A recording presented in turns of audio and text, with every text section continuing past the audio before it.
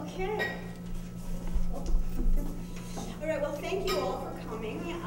And as someone pointed out, today is a day that's very much like Hong Kong weather. So I somehow chose appropriate. I thought that, given that we have kind of a nice intimate group here, that we'll maybe sort of somewhat alter the format. I'll introduce the panelists, and they'll say a bit about who they are, what they do, kind of what their relationship to this issue of sort of Hong Kong art and the larger world is. And then, let's sort of see where it goes. I would love to hear from all the rest of you as well. We'll just kind of get a conversation going. I'd like to begin with you two, the tomatoes on the panel here.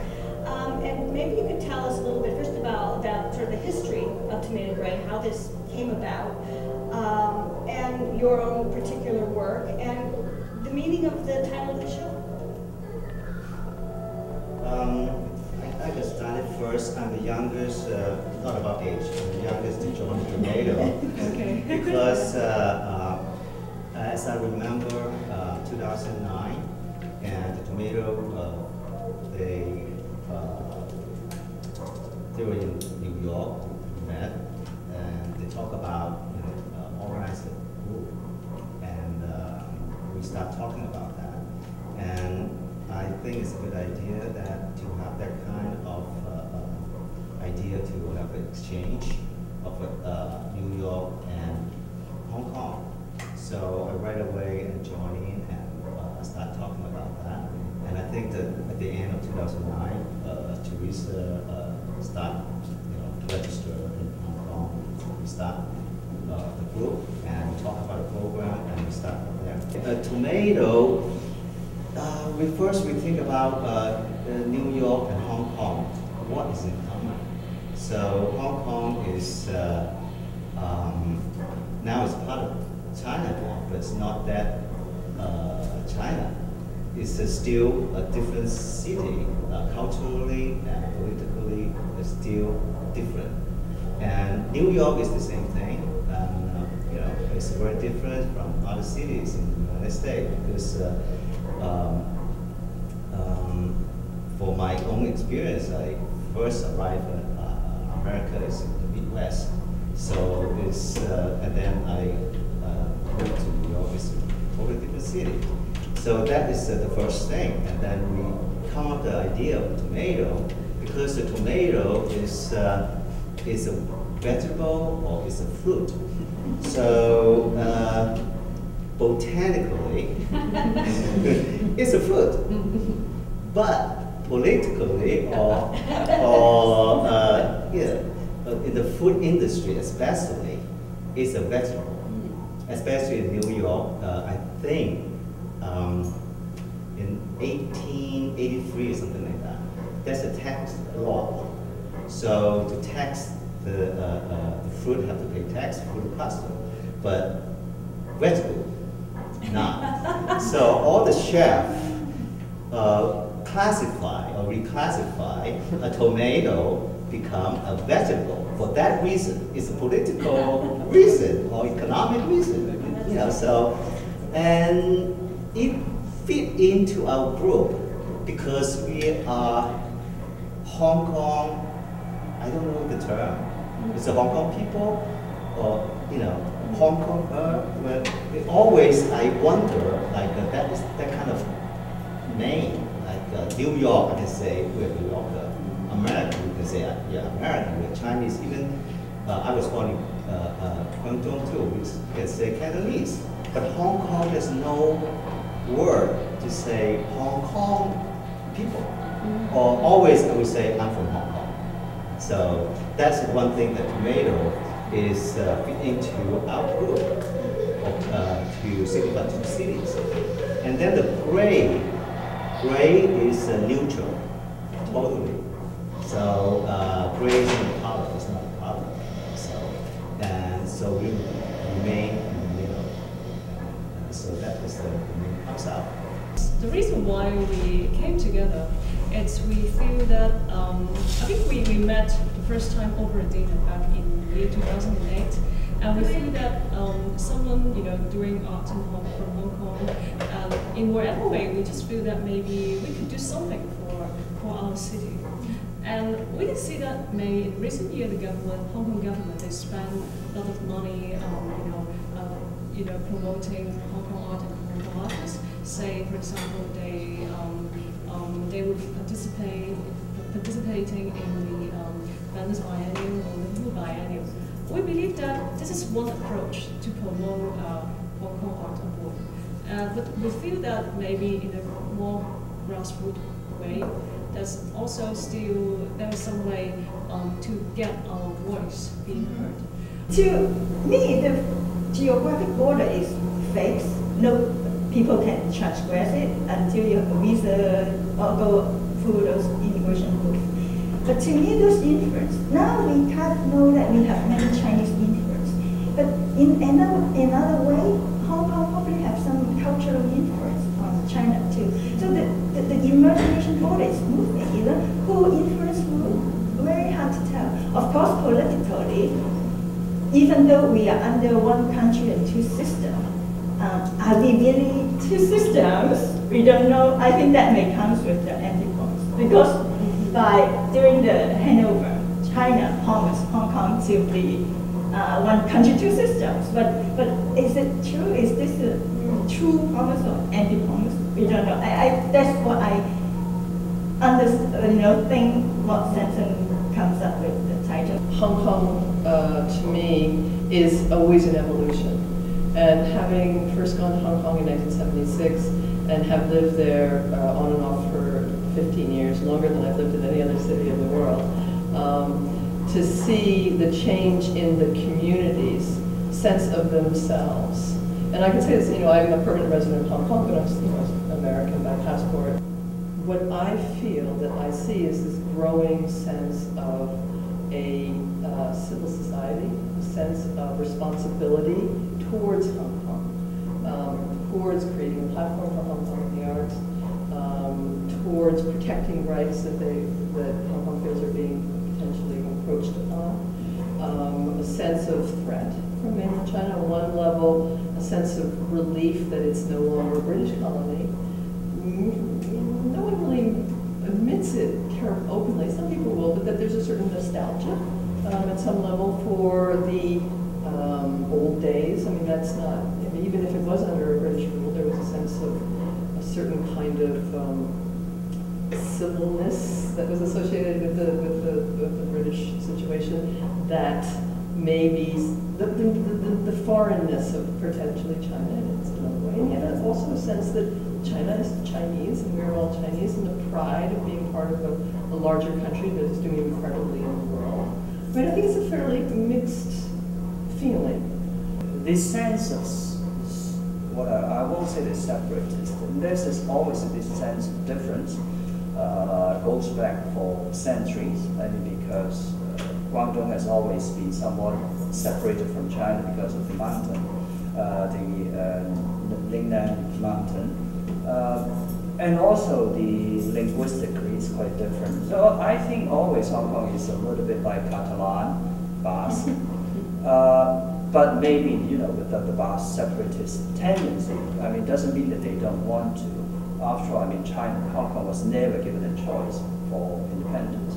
I guess, if people were allowed to vote, they would, they would go for independence. Now, that was never given. But on the other hand, I also feel Britain had his last chance to prove the white man's burden. I would like to add a little information on the Chinese history course. I was born in Hong Kong as well during the British colonial time and moved here a few years ago. And I also had I had education in Hong Kong. I studied Chinese history as well. And what interesting to me is in relationship to the show No-Transnational is that Hong Kong, at least like Chinese, in our daily language, there's no differences between a nation and a country. So we know during our rise of nationalism, we all read the essay, What is a Nation? We really question what is a nation. However, Hong Kong, this place right now, we are in conflict confused. So we are always confused, and we are actually being confused by China government. The term nation and country. The China government, the current nation, never fought the World War II. They never fought the Japanese. They never do anything to it. They are a new government, but they glorify that past and they make that part of the history.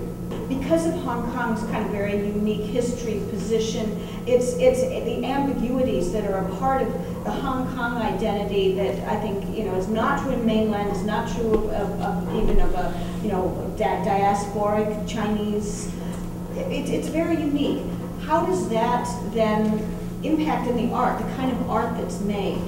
I don't know if anybody wants to try that one. It's a very interesting question because it is a question I think that a lot of Hong Kong artists think about a lot. There's this issue of identity, and we think about it at the archive a lot, and we interact. Many of the people who work with us as administrators are artists. I mean, they work part-time with us. We have a big part-time staff. And what this really means, I think what's interesting for me as an art historian, really my training as an art historian, is to see how art in Hong Kong, and I always say Asia Art Archive is not Asian Art Archive, it's Asia Art Archive. Asia is a location, it's not a definition. I mean, there are millions of artists and millions of people, and while they live in a location, and that location is obviously from whence they emerge and they come, they're all individuals, and they respond in different ways. So, Hong Kong's full of different individuals, but as a history, looking for trends and seeing things evolve over time is something that's always been of interest to me. And I think of the sort of earliest generation of artists in Hong Kong who were doing their connections with mainland China were very strong. They had just come from there, and they were trained and many of them were trained in a Chinese traditional way of painting, primarily in ink painting. And what's interesting to me to see as an art historian is to see how much ink painting continues in Hong Kong. The sense of the applied arts, design, fashion, media, animation, film, all these kinds of things, there's an interdisciplinarity to the art practice in Hong Kong, which I see, which I think is it's very natural in Hong Kong, but it's quite unique in some ways to Hong Kong. You have musicians like Samsom coming out of music and working in the visual arts, and you have people working in film who work also in the visual arts. You have people working from fashion or working from animation who might have a commercial or a professional application to what they're doing, but they also work in the useless visual arts and things that's just fine art. And that kind of interweaving, which I think is very modern, it's very contemporary. Yeah, I feel, again, even Jessie, even when you say she's very nostalgic, but it's a very distinct local way, because this village is really old Hong Kong. So there is a very distinct rooted identity, really very localized sense of identity. And you have, I think that, I don't know how many of you are aware, recently there's this scholar, Chuen, he teaches at Lingnan, and he just published a very best-selling book in Hong Kong. He's considering Hong Kong as a city-state on its own, vis-a-vis China. In a way, it is it's not political independence, but it's emotional and conceptual independence. They know, because of Hong Kong conclusion, there's no independence. But look at itself as a city-state, as distinct from China. And, so that way, you develop your own civil society, etc.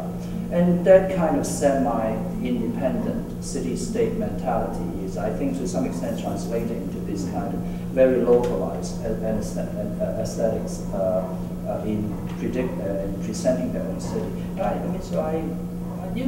on the other hand, so again, you come back to branding. We don't want to, try to make those stereotypes. So if you make that in China, and you're going to produce certain kind of artwork, you think, or you're from Kowloon and New Territory, you produce different kind of artwork. We tend not to touch overgeneralize.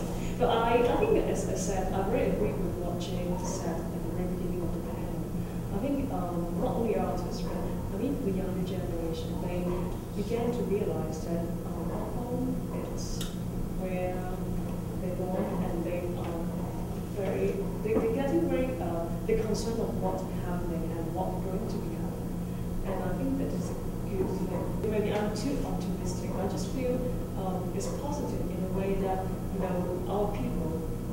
tends to care about the city that we're now living in. I think that is that makes a lot of difference. If you don't care about where you are, where you're coming from, that means that you don't have a sense of belonging, and you didn't think of how to do something to try to improve it. So in a way that so that's it for the younger artists. But they will try. Yeah, they will tend to use the medium in a small way to do something, and to at least we still have freedom of speech or freedom of expression.